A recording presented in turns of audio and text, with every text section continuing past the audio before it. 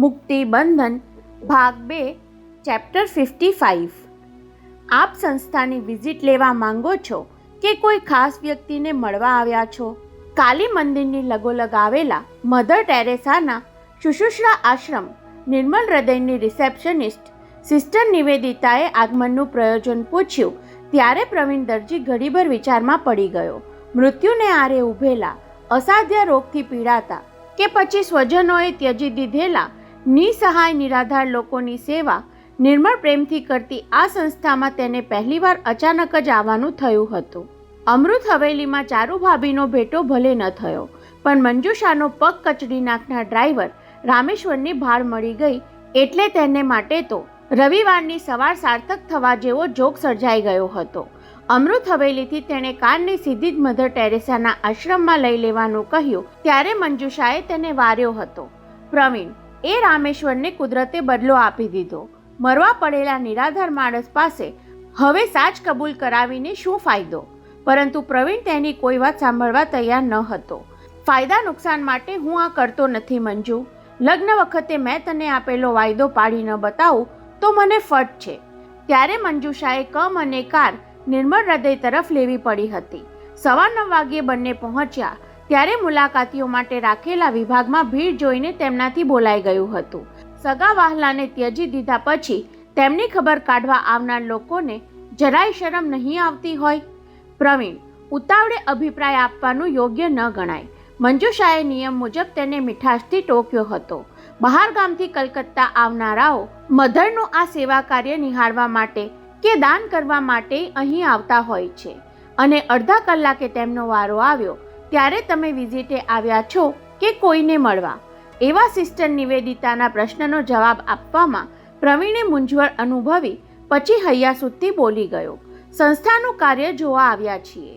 Sorry બાબુજી, એ માટે તો અગાઉથી લેખિત પરવાનગી લેવાનો અમારે ત્યાં નિયમ છે, સિસ્ટરે વિવેકથી બંગાળીમાં કહ્યું એટલે મંજુષા વચ્ચે પડી। સિસ્ટર, અમે રામેશ્વર ઝા નામના એક વૃદ્ધને જોવા આવ્યા છીએ। ત્યારે સિસ્ટર બંનેને ધ્યાનથી નિરખવા લાગ્યા। એ તમારા કોઈ સગા? નહીં નિવેદિતા બહેન, મારા બોસના એ જૂના ડ્રાઈવર હતા। મંજુષાએ કારણ આપ્યું। હમણાં જ ખબર પડી કે એમને લકવાની હાલતમાં અહીં દાખલ કર્યા છે એટલે દોડી આવ્યા। મરતા પહેલા અમે એને મળી લેવા માંગીએ છીએ। પ્રવીણે દોડડાપણ દોહડ્યું ત્યારે મધર ટેરેસાની તાલીમ પામેલી સિસ્ટર તેને કરુણાની તરતી નજરે તાકવા લાગી। મરવા પડેલાને મળી લઈને સંબંધનો વ્યવહાર જાળવી લેવા ખાતર ત્યાં ઘણા આવતા હશે એટલે આવા સ્વાર્થના સંબંધની કરુણતા અને કટુતા પચાવી જતા સિસ્ટર નિવેદિતાએ એટલું જ કહ્યું, અહીં આવનારા શાંતિથી ગૌરવભેર મૃત્યુને ભેટે એવો મધરનો સેવા મંત્ર છે। કદાચ તમારા મળવાથી એ જૂના ડ્રાઈવરને કાંઈ સંતાપ થાય? નહીં સિસ્ટર, અમારો એવો કોઈ ઈરાદો નથી। મંજુષાએ અર્ધ સત્ય ઉચ્ચારવું પડ્યું। અમે તો એમને મળીને એમની કોઈ આખરી ઈચ્છા હોય, એમની કોઈ જરૂરિયાત હોય તો જાણી લેવા માંગીએ છીએ। પ્રવીણે પત્નીના અર્ધ સત્યને અસત્યમાં પલટાવી નાખ્યું। સિસ્ટર થોડીક પણ બંનેને નિરખી રહ્યા। બીજા ઘણા વિઝિટર્સને અટેન્ડ કરવાના હતા અને મધરની સૌને એક શિખામણ હતી, કોઈ નિયમને જડતાથી વળગી નહીં રહેવું અને કોઈને શંકાની નજરે નહીં જોવા। સ્નેહ અને કરુણાથી વિશેષ આ જગતમાં આપવા જેવું બીજું છે પણ શું? ઠીક છે, સિસ્ટર નિવેદિતાએ નમતું જોખ્યું। તમે 2 મિનિટ બેસો, કહી કાગળની કાપલી પર રામેશ્વર ઝાનું નામ લખી પોતાની મદદનીશને સૂચના આપી, જરા તપાસ કરો આ પેશન્ટની મોર્નિંગ ટ્રીટમેન્ટ પૂરી થઈ છે ને? પછી આમને અંદર મોકલીએ।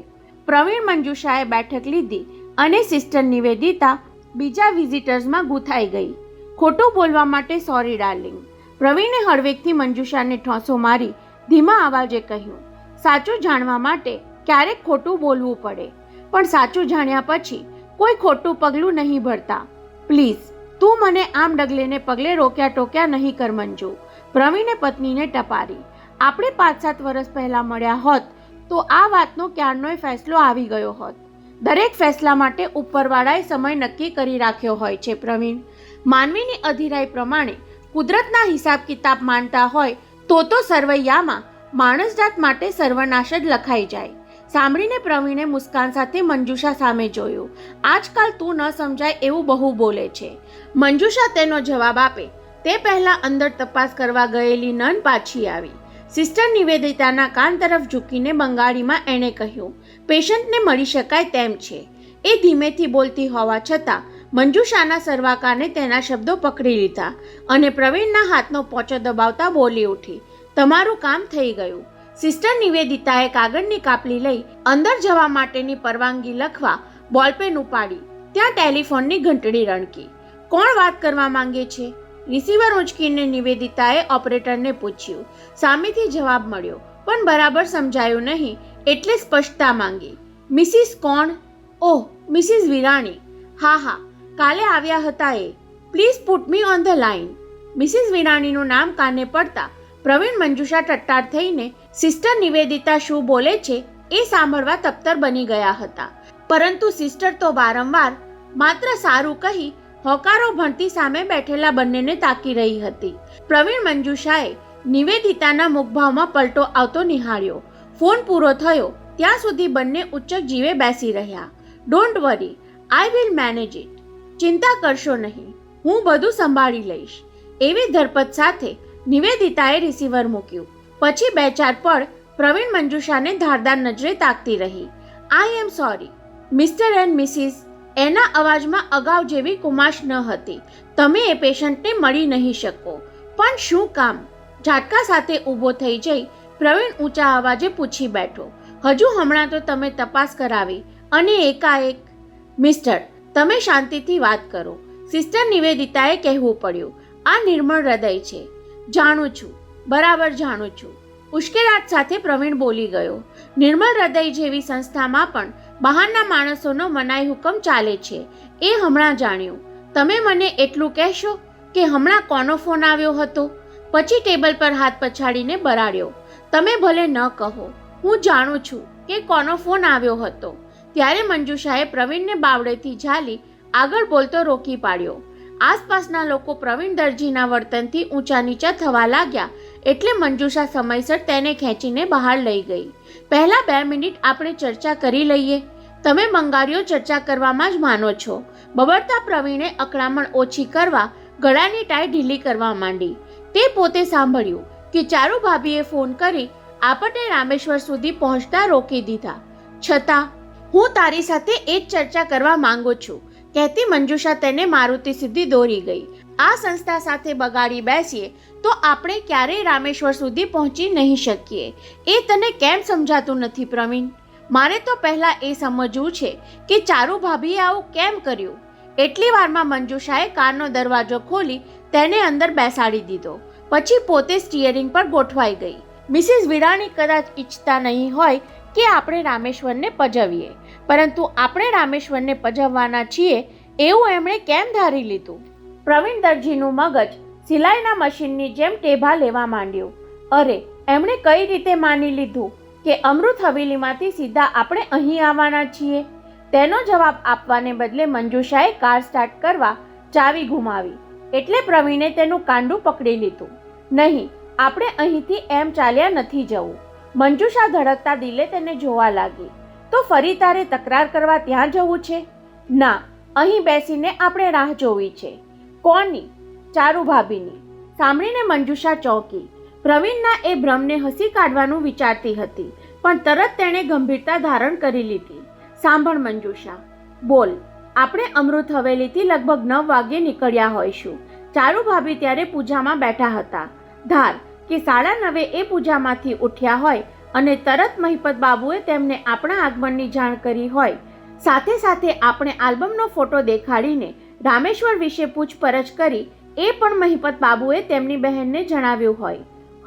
અને ભાઈ પાસેથી વાત જાણીને ચારુ ભાભીને દહેશત જાગી હોય કે આપણે તત્કાળ રામેશ્વર પાસે જઈને પૂછપરછ કરી લઈશું. શેની પૂછપરછ?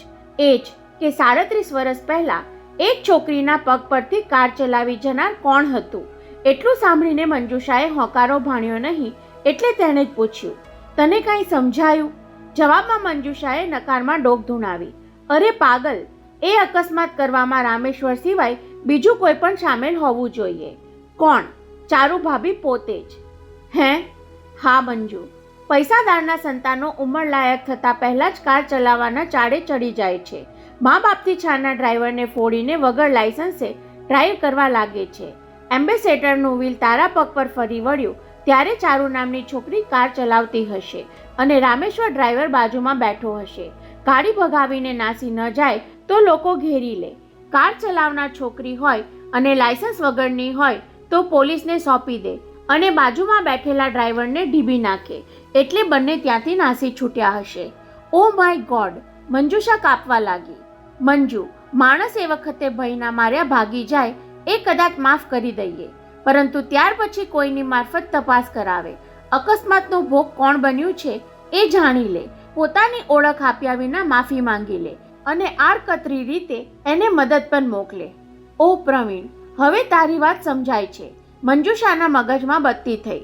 6 વર્ષ પહેલા વિરાણી શેઠ સાથે ચારુદેવી અહીં લગ્ન પ્રસંગે આવેલા. ત્યારે જે હોટલમાં ઉતર્યા હતા ત્યાં હું રિસેપ્શનિસ્ટ તરીકે કામ કરતી હતી. મારો એક પગ મોટર હેઠળ કચડાઈ ગયો છે એ જાણીને મિસિસ વિરાણીને દયા ઉભરાઈ આવી. એમના કહેવાથી જ વિરાણી શેઠ મને મુંબઈ લઈ ગયા અને મને એમની સેક્રેટરીની નોકરી આપી. બોલતા બોલતા મંજુષાથી નિશ્વાસ નંખાઈ ગયો. એ વખતે મારી જાતને મેં સમજાવ્યું હતું, જગતમાં માત્ર નિર્દય માણસો જ હોય છે એવું નથી. કોઈક આપણો પગ કચડીને નાસી જાય છે, તેમ વર્ષો પછી આપણી અપંગ અવસ્થા જોઈને કોઈને અપાર દયા પણ જાગે છે. આવા દયાળુ માણસને કારણે તો માણસ જાતમાં માનવીની શ્રદ્ધા ટકી રહી છે. હવે સમજાય છે મંજુ, એ દયા ન હતી પણ પોતાના પાપનો ભાર હળવો કરવા માટે તારા પર ઉપકાર કરવાનો દેખાડો હતો. પરંતુ પ્રવીણ, હજુય મારા માનવામાં આવતું નથી. ના ના, મિસિસ વિરાણી માટે એવી કલ્પના કરીને હું પાપમાં પડવા માંગતી નથી. એ જ વખતે એક એમ્બેસેડર કાર કમ્પાઉન્ડમાં દાખલ થતી દેખાઈ. પ્રવીણની નજર તેના પર પડતા જ તેણે મંજુષાનો હાથ દબાવ્યો. આપણી કારના કાચ ચડાવી દે, જલ્દી.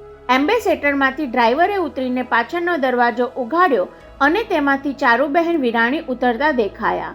બંને શ્વાસ થંભાવીને તેમને જોતા રહ્યા. ઉતાવળમાં હોય તેમ ચારુબહેન આજુબાજુ જોયા વિના જ સીધા અંદર ગયા. સ્વાગત કક્ષ પર એકાદ મિનિટ થોભ્યા. મારુતિમાં બેઠા બેઠા બંનેએ જોયું તો સિસ્ટર નિવેદિતાને એ ગંભીર ચહેરે કાંઈક પૂછપરછ કરી રહ્યા હતા અને બીજી જ મિનિટે એ ઉતાવળા પગલે અંદર ચાલ્યા જતા દેખાયા. પ્રવીણ અને મંજુષા એકબીજાને જોતા રહ્યા. હવે કહે, ફોન પર મનાઈ ફરમાવ્યા છતાં એ જાતે કેમ દોડી આવ્યા? પ્રવીણ દાજમાં બોલતો હતો.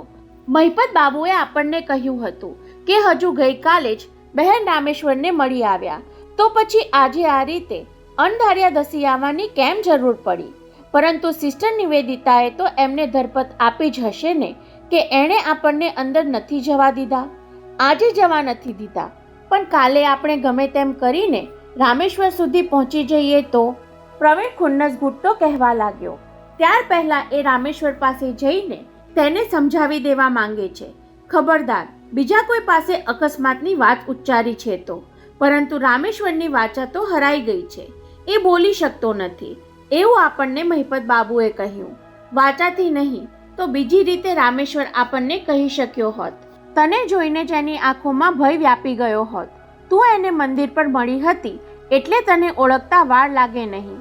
અને મરવા પડેલો માણસ હૃદયનો ભાર હળવો કરવા માટે આખરી શ્વાસ લેતા પહેલા એકરાર પણ કરી નાખે. મંજુ, હું ગુજવાતી જાઉં છું. પ્રવીણ પતિનો હાથ પકડી લઈ ભીંજાતા ગળે એ બોલી ગઈ.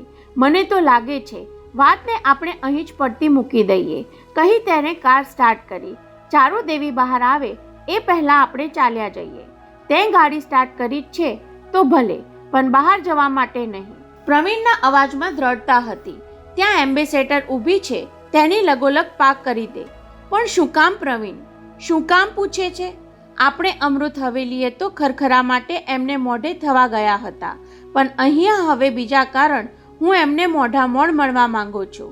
પ્લીઝ અત્યારે નહીં તો મને ઉતરી જવા દે, પ્રવીણે સખ્તાઈથી કહ્યું.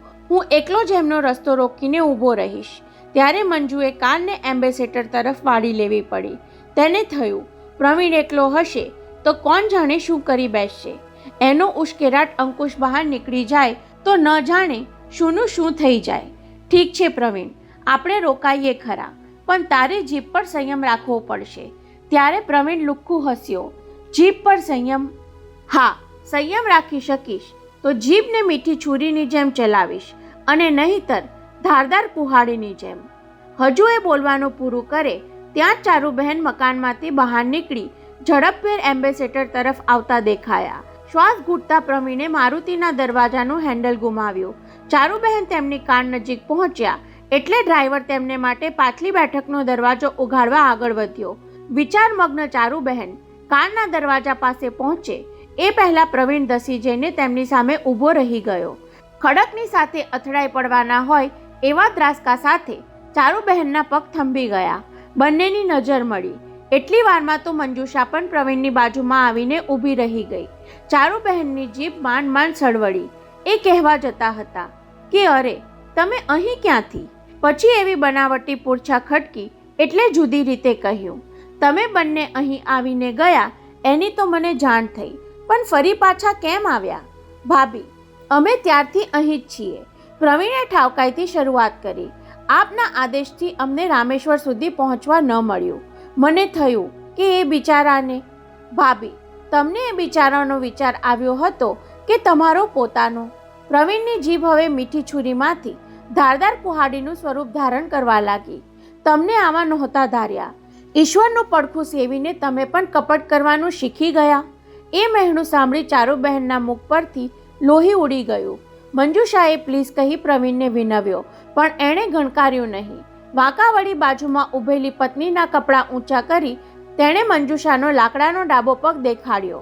ભાભીશ્રી, યાદ કરી જુઓ, 3-4 વર્ષની એક છોકરીના પગ પરથી કાર ચલાવીને નાસી જવાનો ગુનો તમે કર્યો અને તેની સજા આ સ્ત્રીએ આખી જિંદગી ભોગવવી પડી. પછી મંજુષાનો પગ ઢાંકી દઈ ચારુબહેન સામે ટટ્ટાર થતાં તેણે જુસ્સાભેર આગળ ચલાવ્યું. ગુનો કરીને માણસ કાયદાથી છટકી શકે છે, પણ અપરાધના સંતાપથી તેનો અંતરાત્મા છૂટી શકતો નથી. એટલે તો તમે આ મંજુષાની દયા ખાઈને તેને વૈભવ કંપનીમાં સારા પગારની સર્વિસ અપાવી દીધી. અપંગને પગભર કરવાનો મોટો ઉપકાર કરી દેખાડ્યો.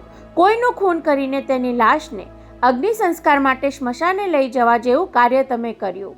દયા દાખવી કહેવાય અને પુરાવોએ નાશ પામે. ઉશ્કેરાટથી બોલતો પ્રવીણ અટક્યો ત્યારે ચારુબહેને ઝૂકેલી ગરદન ઊંચી કરી નિસાસો નાખ્યો. બીજું કાંઈ પ્રવીણભાઈ?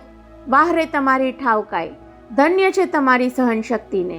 પ્રવીણે શબ્દોના વ્હીલ હેઠળ ચારુબહેનના સુકોમળ હૈયાને કચડવાનું ચાલુ રાખ્યું. કેવી નિરાતે પૂછો છો કે બીજું કાંઈ? જાણે એમ કહેવા માંગો છો. તમારે બોલ્યા કરો. હું એક કાને સાંભળી ને બીજા કાનેથી કાઢી નાખીશ. વર્ષો પહેલા થયેલા ગુના બદલ તમે હવે બીજી શું સજા મને કરી શકવાના, એવું જ કહેવું છે ને તમારું? ચારુબહેને તેનો જવાબ ન આપ્યો. એ ગરદન ઝુકાવીને પ્રહાર ઝીલતા રહ્યા. એ બિચારા કહી ન શક્યા કે મંજુષાનો પગ કચડી ગયાની ખરી વાત હજુ ગઈકાલે જ મને રામેશ્વર પાસેથી જાણવા મળી. 2 હાથ જોડીએ ચોધાર આંસુએ રડતો રહ્યો ત્યારે મેં પૂછ્યું કે સગા દીકરાએ તને હળધૂત કરી દીધો, એનું દુઃખ પચાવીએ છૂટકો છે. સંબંધોના સરવાળા ગુણાકારની બાદબાકી ઘડીના છઠ્ઠા ભાગમાં કરી નાખવી એ તો 20મી સદીમાં માનવજાતને મળેલો સૌથી મોટો અભિશાપ છે. ત્યારે એ બિચારો થોતવાતી જીભે કટકે કટકે બોલી ગયો. એ સાંભળીને અંગે અંગમાં પક્ષાઘાત થઈ જાય એવો આઘાત લાગ્યો હતો મને. દીકરાએ તર છોડી દીધો તેના કરતાં એને વધુ વસવસો તો વિરાણી શેઠ સાથે દગાબાજી કરવાનો હતો. માજી, હું મુંબઈ આવ્યો ત્યારે મારી જીભ ચાલતી હતી, છતાં મેં વાચા હરાઈ ગયાનો ડોળ કર્યો હતો. જૂના વફાદાર માણસ તરીકે મને તમે ભાવથી જમાડ્યો, છતાં હું લાલચ છોડી શક્યો નહીં. શેઠ કંપનીમાંથી ઘેર આવ્યા અને તમે બહાર જતા રહ્યા ત્યારે મેં એમને બ્લેકમેલ કરવાનો દાવો નાખ્યો. હા માજી, કલકત્તામાં હું એમને ડ્રાઇવિંગ શીખવતો હતો ત્યારે એક નાની છોકરી હડફેટમાં આવી ગઈ હતી. કાર રોકવાને બદલે અમે ભાગી છૂટ્યા હતા. વર્ષો પછી થોડા વખત પહેલા એ જ છોકરી કાલી મંદિરે મળી ગઈ. લકવાને લીધે ખોટા પડી ગયેલા મારા હાથ પગ માટે એને મારી દયા આવી ગઈ. પરંતુ પછી એની પાસેથી જાણવા મળ્યું કે એક પગ ગુમાવી બેઠેલી એ છોકરી અમારી કાર હેઠળ કચડાઈ ગઈ હતી અને આટલા વર્ષ પછી ગુનેગારને શોધવા નીકળી હતી. 2-4 દિવસ હું મંદિરે જતો બંધ થઈ ગયો અને ગયો ત્યારે પૂજારી પાસેથી આ છોકરીનું કાર્ડ મને જોવા મળ્યું. અરે રે, જેણે એને અપંગ બનાવી હતી એની જ કંપનીમાં એ કામ કરતી હતી. ત્યારે મારા મનમાં શૈતાન પ્રવેશ્યો. મુંબઈ આવીને શેઠને કાર્ડ બતાવી મૂંગા રહેવાના 1 લાખ રૂપિયા પડાવી લીધા. માજી, મને કોઈ લોટરી લાગી ન હતી, પણ પૈસા ક્યાંથી આવ્યા એના જવાબ માટે લોટરીનું કારણ ઉપજાવી કાઢ્યું હતું. એ પૈસામાં મારી બધી બચત ઉમેરીને દીકરાને ટેક્સી અપાવી દીધી, અને જુઓ, એ જ દીકરાએ મને આવી હાલતમાં નોંધારો કરી દીધો. મને મારી અધમતાનું ફળ મળ્યું. તમે મને સાંભળો છો ભાભીશ્રી? પ્રવીણે ઊંચા સાદે ટપાર્યા. ત્યારે ચારુબહેનને ભાન થયું કે આટલી વાર સુધી પોતે રામેશ્વરના જ શબ્દો ગૂંથતા હતા. મેં સાંભળી લીધું પ્રવીણભાઈ, તેમણે બધી પીડા ગળા હેઠળ ઉતારી દેતા કહ્યું. હવે એટલું જ કહો, આના બદલામાં મારે શું પ્રાયશ્ચિત કરવું જોઈએ? બસ શેઠાણી, તમે આટલું બોલ્યા એ જ સૌથી મોટું પ્રાયશ્ચિત. આટલી વાર પરાણે ચૂપ રહેલી મંજુષા વચ્ચે બોલી ઉઠી. તમારા પ્રાયશ્ચિતથી હવે મારો કપાયેલો પગ પાછો નહીં આવે ચારુદેવી. અરે ભાભી, એ પગ ગુમાવવાને કારણે એણે જિંદગીમાં આટલા બધા વર્ષોમાં જે કાંઈ ગુમાવ્યું એ તમે પાછું આપી શકો તેમ છો? પ્રવીણ ફરી ચાલુ થઈ ગયો. તેણે બીજા બાળકોની જેમ દોડધામ કરીને રમવાનું ગુમાવ્યું. જુવાનીમાં તેની પંગુતાનો લાભ લઈ ધણી નાસી ગયો, એટલે ગૃહિણી બનવાનું સદભાગ્ય ગુમાવ્યું. અરે, દરેક સ્ત્રી જેના માટે જંગતી હોય છે એવું માતૃપદ પણ પામી શકી નહીં એ બિચારી. બોલો, તમારું પ્રાયશ્ચિત તેને આ બધું મેળવી આપશે? એ સિવાય હું બીજું? ચારુબહેનના ગળે ડૂમો આવી ગયો. પ્રાયશ્ચિત નહીં ભાભી, અમે તો તમને સજા થતી જોવા માંગીએ છીએ. કેવી સજા ભાઈ? રાંગપણે ચારુબહેને પૂછ્યું. ત્યારે પ્રવીણ ઢીલો પડવા લાગ્યો, પણ તેનું ખુન્નસ ફરી જોર કરી ઉઠ્યું. એ સજા તો મંજુષાએ કાલી માતા પાસે જઈને માંગી લીધી છે. હે મૈયા, જેણે મારા આવા હાલ કર્યા છે એની પણ તું એ જ વલે કરજે. ત્યારે એને સમજાશે કે કોઈને અપંગ બનાવવાનો અપરાધ કેટલો ભયાનક હોય છે. સાંભળીને ચારુબહેન ધ્રુજી ઉઠ્યા. કેમ, એટલું સાંભળતા જ આટલું બધું વસમું લાગી ગયું તમને? એ જ વખતે ઘાટાઘાટ સાંભળીને આશ્રમની સેવિકાઓ દોડી આવી. આ શું ચાલી રહ્યું છે એવી પૂછા કરી. ત્યારે ચારુબહેન વચ્ચે પડ્યા. સિસ્ટર, એ મારા દિયર છે, એમને ઊંચા અવાજે બોલવાની ટેવ છે, એમના વતી હું માફી માંગી લઉં છું, કહી પ્રવીણ અને મંજુષા તરફ કરુણા નીતરતી નજરે જોઈ લઈને ચારુબહેન કારમાં બેસી ગયા. ન પ્રવીણ એમને રોકી શક્યો, ન મંજુષા એમનું દિલ દુભાવવા બદલ માફી માંગી શકી. બેટી, તારું દિલ બહેલાવા માટે તો તને બોટ રાઈડ પર લઈ આવ્યો, અને તું અડધા કલાકથી સાવ ગુમસુમ બેઠી છો. સરદાર તેજાસિંગે બાજુમાં બેઠેલી સબીનાના ખભા પર હાથ મૂકતા પૂછ્યું. શું વિચારે છે આટલું બધું? ત્યારે હોંગકોંગના દરિયાકાંઠે ઊભેલા ઊંચા મકાનો પર મીટ માંડીને બેઠેલી સબીનાએ સરદારજી તરફ ગરદન ફેરવી. હોઠ પરથી શબ્દો પ્રકટ થવાને બદલે તેની આંખોનો વિષાદ ઘટ થયો. આછો નિશ્વાસ નાખી સબીનાએ નજર ફેરવી લીધી. હવે તેની દ્રષ્ટિ બોટ તરફથી કપાતા જળની હલચલ પર સ્થિર થઈ. મન ભટકતું હોય છે ત્યારે માણસની આંખ વિના કારણ કોઈને કોઈ જગ્યાએ મૂક પશુની જેમ ખીલે બંધાઈ જાય છે. આગલા રવિવારે સરદાર તેજાસિંહને હોંગકોંગ ફોન જોડીને સબીનાએ કહ્યું હતું, પાપાજી, આજકાલ મુંબઈમાં મન લાગતું નથી, થોડા દિવસ હોંગકોંગ આવું છું, કહી ફ્લાઇટ નંબર આપી સોમવારે એ કાલુન એરપોર્ટ પર ઉતરી. ત્યારે સામે લેવા આવેલા સરદારજી તેનો હિજરાઈ ગયેલો ચહેરો જોઈને વેલકમ ટુ હોંગકોંગ કહેવાનું એ વિસરી ગયેલા. વૈભવના કરુણ અવસાનના આઘાતે તેને ભાંગી નાખી હતી એ તો પોતે જાણતા હતા, પણ છોકરી બીજી કોઈ બડી ઉલઝનમાં ઘેરાયેલી છે એવું તેમણે મહેસૂસ કર્યું હતું. કારમાં ગોઠવાયા પછી તેનો એક હાથ પોતાની હથેળીમાં લઈ બીજો હાથ સબીનાના પોચા પર પસવારતા તેમણે કહ્યું, ક્યારેક ક્યારેક કુદરત બહુ સારા માણસો સાથે બેહદ બુરી રીતે વર્તે છે, કહી ગળું ખંખેરીને મનની વાત પણ પ્રકટ કરી દીધી. છતાં બેટી, એક વાત માટે કુદરતના આપણે શુક્રગુજાર પણ ગણાઈએ. કઈ વાત માટે પાપાજી? સબીનાએ આવું કંઈ પૂછ્યું નહીં એટલે તેજાસિંગે જ કહેવું પડ્યું. તમારી સાથે વૈભવની શાદી કરાવવા માટે હું વિરાણી શેઠ સાથે લડ્યો ઝઘડ્યો, પણ ધાર્યું તો કુદરતનું જ થયું. ધાર કે વૈભવનું મૃત્યુ 4-6 મહિના મોડું આવ્યું હોત, તમે બંને પરણી ગયા હોત અને પછી આવું બન્યું હોત તો શું થાત? છતાં સબીના ચૂપ રહી હતી. હા, એના મનમાં પડઘો પડ્યો હતો. હું વૈભવને પરણવાની હતી જ નહીં, એટલે તો શું થાતનો પ્રશ્ન જ ઊભો થવાનો ન હતો. મને બીજો પણ એક વિચાર આવે છે બેટી, સબીનાને આશ્વાસન આપવા સરદારજી કહી રહ્યા હતા. ધાર કે 4-6 મહિનાના શાદી જીવનમાં તું પ્રેગ્નન્ટ થઈ હોત તો? ત્યારે સબીના ગરદનને ઝાટકો આપી તેમની સામે તાકી રહેલી. આ ભલા માણસ પરણ્યા પછી પ્રેગ્નન્ટ થઈ જવાની કલ્પના કરે છે, પણ મેં તો વગર પરણ્યે સામે ચાલીને મા બનવાની અવસ્થા સ્વીકારી છે. એની એમને જાણ થાય તો? કદાચ એમનું રૂઢિચુસ્ત માનસ મારું આ પગલું માન્ય ન પણ રાખે. જેને મેં બેટી માની છે એ છોકરી આવું કરી બેઠી. એટલે જ હોંગકોંગ આવ્યાને અઠવાડિયું વીતી ગયા પછી પણ પિતા સમાન સરદારજી સમક્ષ આ વાત ઉચ્ચારવાની હિંમત કરી શકી ન હતી. બાળક જન્મે ત્યાં સુધી હોંગકોંગ રહી જવાનો મનસૂબો બરફની જેમ ઓગળવા લાગ્યો હતો. બીજું એકાદ અઠવાડિયું રોકાઈને જતી રહીશ એવી વિચારણા પણ તેણે મનોમન કરી લીધી હતી. અમને સરદારજીને મોડી બત્તી થાય છે એ વાત સાચી, તેને હસાવવા માટે કહીને તેજાસિંગે ઉમેર્યું. મને એમ કે બોટ રાઈડથી તારો ગમ થોડો હળવો થશે, પણ હવે ખ્યાલ આવ્યો કે ગયા વખતે તું અને વૈભવ હોંગકોંગ હતા ત્યારે આ જ ગંગા ડ્રેગનમાં તમને બંનેને ફરવા લઈ આવ્યો હતો. અધવચ્ચે ઉતરી જઈને મેં તમને એકાંત સહેલગાહની સગવડ કરી આપી હતી. ફરી તને અહીં લઈ આવવાથી વૈભવની ગેરહાજરી તને ખટકશે એવું મને ભાન રહ્યું નહીં. ત્યારે સબીનાને ભાન થયું કે પોતે ખામોશ રહીને આ લાગણીશીલ માણસને રીબાવી રહી છે. પાપાજી, ખરેખર તો વૈભવ ગેરહાજર હોવા છતાં સર્વત્ર હાજર હોવાનું, સતત મારી સાથે જ હોવાનું મહેસૂસ કરું છું. તો પછી બેટી, આ ઉદાસી, આ ગમ, આ ખામોશી શું કામ? કારણ કે વૈભવ વારંવાર પરણી જવાનું કહેતો હતો અને હું નહીં પરણવાની જીદ લઈને બેઠી હતી. હે? સબીનાની કબૂલાત સરદારજી માટે આંચકો આપનારી હોય તેમ ચોંકી ગયા. તું એને પરણવા માંગતી ન હતી અને છતાં એની સાથે? પાપાજી, આ બધું હું તમને સમજાવી શકું તેમ નથી. સબીનાએ ખુલાસા ખાતર જ કહ્યું. મારું મન કહ્યા કરતું હતું કે મારી તકદીરમાં પતિ સુખ લખાયું જ નથી.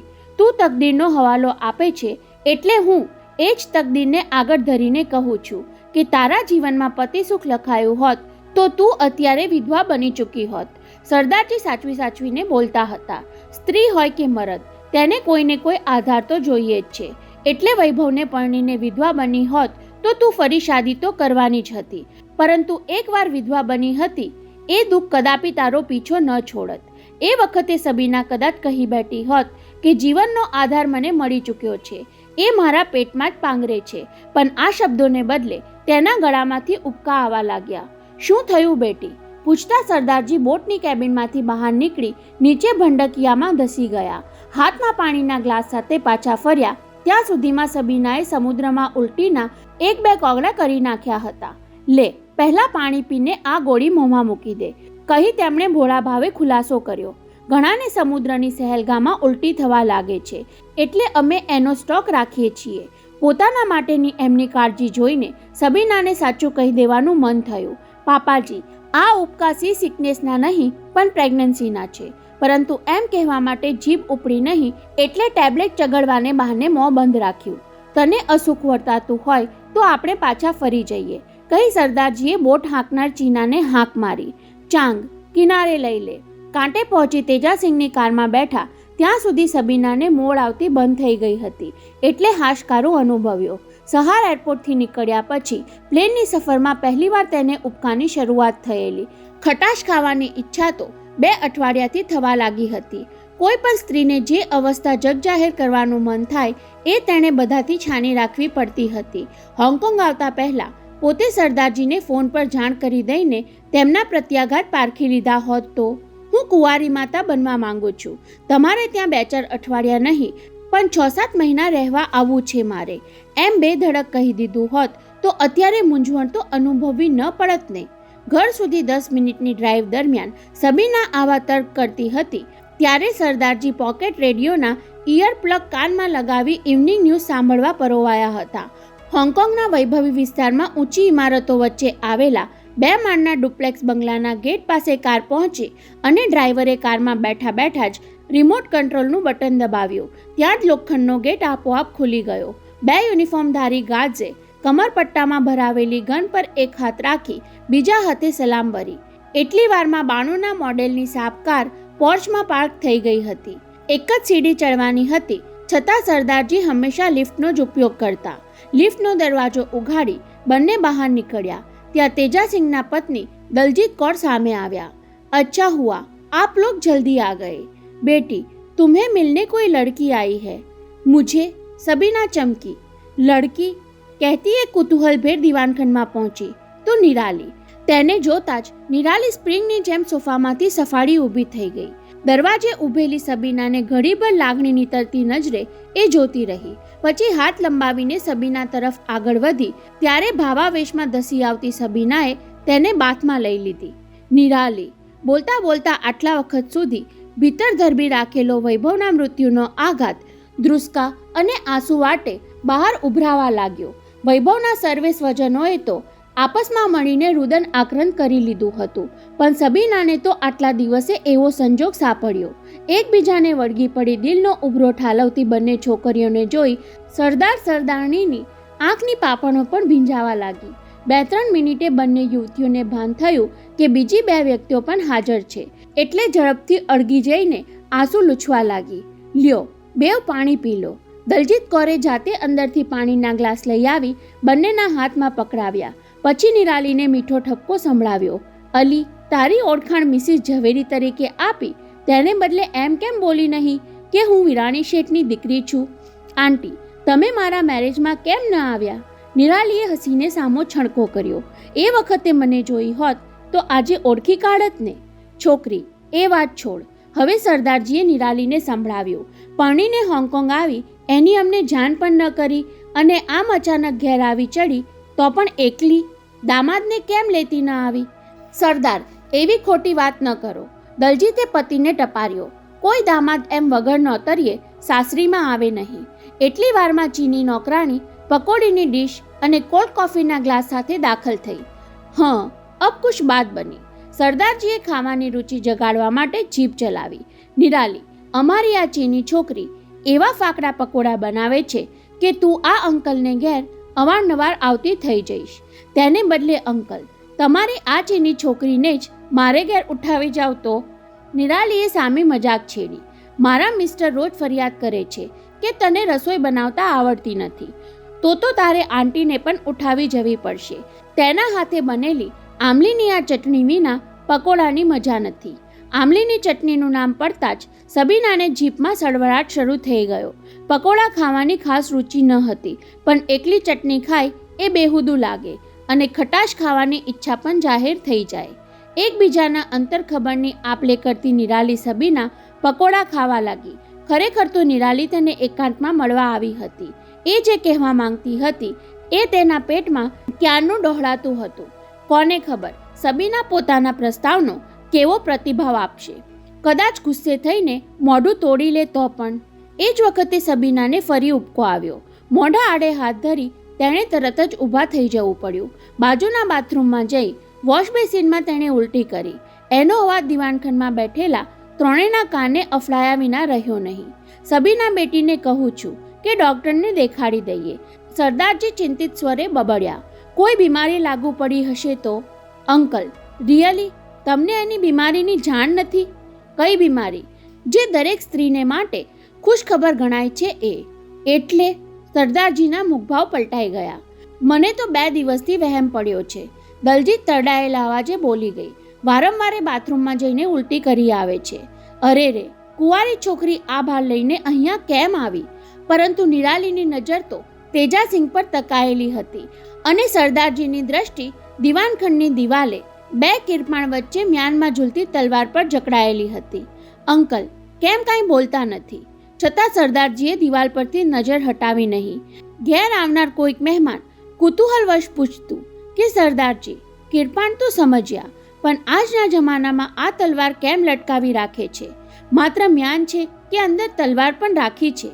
ત્યારે સરદારજી ઊભા થઈ મખમલ મઢિયા મ્યાનમાં છુપાવેલી એક કળ દબાવીને ચાંદીની મૂઢવાળી પાણીદાર તલવાર બહાર ખેંચી મહેમાનની આંખ સામે ઉગામેલી રાખીને પોરસથી બોલી ઉઠતા.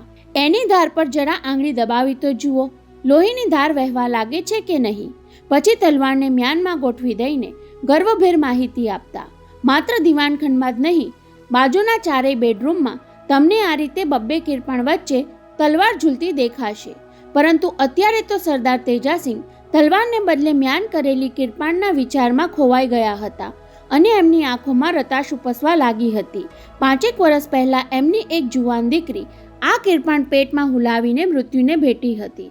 20 વર્ષની ચાંદની કોલેજમાં ભણતા ચીની યુવાન સાથે સંબંધ બાંધી બેઠી. 2 મહિના રહ્યા હશે ત્યારે માં દલજીત તેને બાથરૂમમાં ઉપકા કરતી સાંભળી ગઈ. કુંવારી છોકરીના એ લક્ષણે માતાને હચમચાવી દીધી. સરદારજીને ખબર પડશે તો ખફા થઈને દીકરીનું માથું વાઢી લેતાય નહીં ખચકાય. એવી દહેશતથી તેણે ચાંદનીને સમજાવી, હવે ઘર છોડીને એ છોકરા સાથે નાસી જા. તારા બાપને આઘાત તો ઘણો લાગશે, પણ એ ખમી શકાય એવો આઘાત હશે. બચ્ચું થાય એટલે વરસ પછી હું જ એમને સમજાવીને તને ઘેર બોલાવી લઈશ. એમને જાણ થવી ન જોઈએ કે કુંવારી હોવા છતાં તું બે જીવવાળી થઈ હતી. માની સલાહ મુજબ ચાંદની રાતે જ ઘરની બહાર નીકળી ગઈ. પેલા ચીની પ્રેમીને પરણી જવા સમજાવ્યો, પણ એ તો પાણીમાં બેસી ગયો. બીજે જ દિવસે હોંગકોંગ છોડીને શાંઘાઈ નાસી ગયો. ત્યારે પ્રેમભગ્ન ચાંદનીને પેટમાં કિરપાણ હુલાવી દેવા સિવાય બીજો કોઈ માર્ગ દેખાયો નહીં. જોકે મરતા પહેલા મારી મરજીથી જીવન ટૂંકાવી દઉં છું એવી ચિઠ્ઠી ચાંદની લખતી ગઈ હતી. પરંતુ લોકો અંદરો અંદર ગુપસુપ કરતા રહ્યા કે બાપે જ દીકરીના પેટમાં કિરપાણ હુલાવીને તેને ખતમ કરી નાખી. દિવાનખંડમાં પ્રસરી ગયેલા 3-4 મિનિટના એ સન્નાટાએ નિરાલીને અકળાવી મૂકી. તેને થયું કે જીભ કચરીને પોતે મૂર્ખાઈ કરી બેઠી હતી. હવે જે કહેવાનું છે એ જાહેર કરી દઉં. અંકલ, આમ તો હું સબીનાને સમજાવવા આવી હતી. સરદારજી માત્ર હોકારો ભણ્યા. કદાચ એ અબોર્શન કરાવવા માટે હોંગકોંગ આવી હોય તો હું એને રોકવા માંગતી હતી. ત્યારે સરદારજી ટટ્ટાર થતા દેખાયા. અંકલ, પ્લીઝ મને સમજવાની કોશિશ કરજો. નિરાલી ફફડતા હૈયે બોલતી હતી. સબીના મારા મોટા ભાઈના બાળકની માં બનવાની છે, વૈભવના બાળકની. સરદારજી નિરાલીને તાકતા રહ્યા. હું હોંગકોંગ આવવા માટે નીકળી હતી ત્યારે સહાર એરપોર્ટ પર કોઈએ મને જાણ કરી. અહીં આવીને સબીનાને ઘેર મુંબઈ ફોન જોડ્યો તો જાણવા મળ્યું કે એ તો મારા પહેલાં હોંગકોંગ આવી છે. નિરાલીએ સંકોચ છોડીને કહેવા માંડ્યો, 3 દિવસથી અહીં આવવા મતતી હતી પણ હિંમત ચાલતી ન હતી. કઈ રીતે સબીના પાસે વાત મૂકવી એની મથામણમાં હતી. કઈ વાત? હવે સરદારજીએ પૂછ્યું. એ જ કે સબીના જે બાળકને જન્મ આપશે તેને હું દત્તક લઈ લેવા માંગુ છું. પતિ પત્ની બંને ચોંકી ગયા. હા અંકલ, વૈભવભાઈની એ એકમાત્ર નિશાની ભૂસાઈ ન જાય એ માટે હું ગમે તે કરવા તૈયાર છું. બોલતા બોલતા તેનો કંઠ રૂંધાયો. હું જાણું છું અપરિણિત સબીના માટે બાળકને જન્મ આપવો એ કેવી કપરી વાત છે. રૂઢિચુસ્ત સમાજના કોપનો સામનો કરવાનો બહુ કઠિન છે, એ તમે પણ જાણો છો. છતાં હવે નિરાલીની આંખોમાંથી આંસુ ખરવા લાગ્યા. છતાં મને ખાતરી છે કે વૈભવભાઈને ખાતર સબીના ગમે તે કરવા તૈયાર થશે. બસ અહીં હોંગકોંગમાં બાળક અવતરે અને મને સોંપી દે તો અમે જિંદગીભર એના ઋણી રહીશું. પરંતુ દિવાનખંડમાં બેઠેલા ત્રણેયને ખ્યાલ ન હતો કે દરવાજે રોકાઈને બધું સાંભળતી સબીના નિરાલીનું એ છેલ્લું વાક્ય સાંભળી દબાતા પગલે તેના બેડરૂમમાં પાછી ફરી ગઈ હતી. પલંગમાં પડતું મૂકીને ધ્રુસકે ધ્રુસકે રડવા લાગી હતી.